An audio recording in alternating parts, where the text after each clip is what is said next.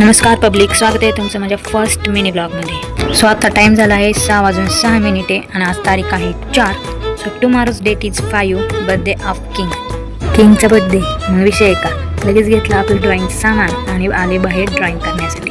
So guys आज तुलसी विवाह देखील आहे, त्यामुळे तुलसी विवाहाची तयारी करत करत मी ड्रॉइंगला सुरुवात केली. सो ही ड्रॉइंग गाईज मी करणार आहे माझ्या न्यू डोम्स कलर पेन्सिलपासून, ड्रॉइंग पेन्सिलपासून.